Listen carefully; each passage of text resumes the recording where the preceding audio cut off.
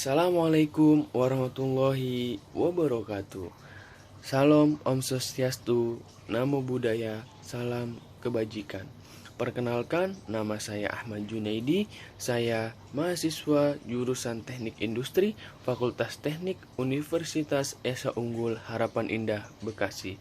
Dengan nomor induk mahasiswa 20200200101. Dengan adanya saya di sini, saya ingin memberitahukan Anda apa itu berbicara formal dan bagaimana cara kita berbicara formal. Saya memberitahu kalian apa itu berbicara.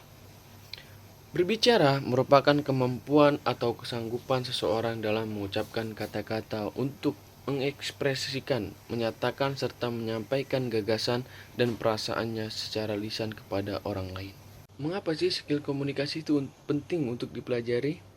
Karena dengan kemampuan berkomunikasi yang baik, kita akan dimudahkan dalam banyak situasi. Oke, selanjutnya adalah saya ingin memberitahukan kepada Anda tips and trik keterampilan berbicara bahasa formal. Berikut ini adalah beberapa jenis skill komunikasi yang bisa kamu kembangkan. Yang pertama, kemampuan berbicara.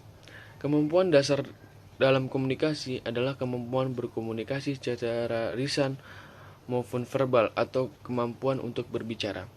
Hal ini berkaitan dengan pemilihan kata-kata yang tepat saat berbicara, nada dan juga intonasi saat berbicara.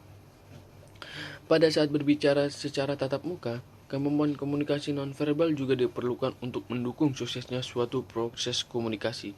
Gestur tubuh harus sangat diperhatikan. Yang kedua, kemampuan berbahasa tubuh.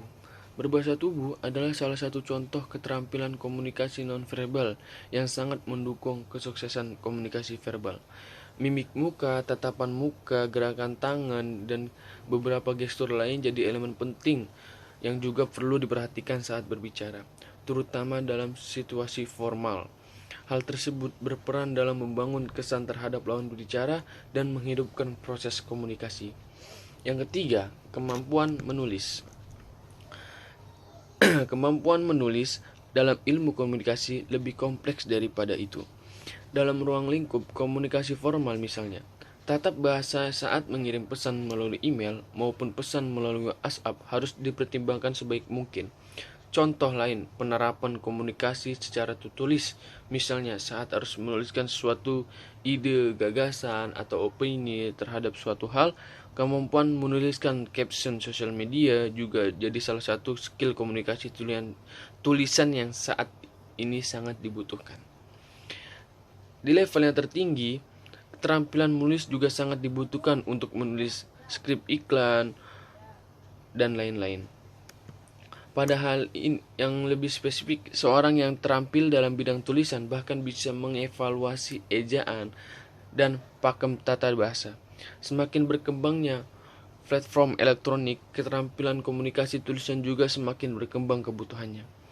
Yang keempat, kemampuan untuk mendengarkan. Pada suatu komunikasi, jika ada orang yang berbicara, harus ada seseorang yang mendengarkan. Supaya berbicara dengan baik, seseorang harus bisa mendengarkan dengan baik juga. Yang kelima, kemampuan melakukan presentasi. Sejak SMA, kita pasti cukup familiar dengan kegiatan presentasi. Di perguruan tinggi, hal tersebut akan lebih sering dilakukan. Nah, jadikan momen-momen presentasi saat kuliah sebagai ajang latihan kamu, jangan cuma jadi operator yang sekedar memindah slide. Itulah tips and trik dari saya. Sekian dari saya. Kurang lebihnya saya mohon maaf. Wassalamualaikum warahmatullahi wabarakatuh.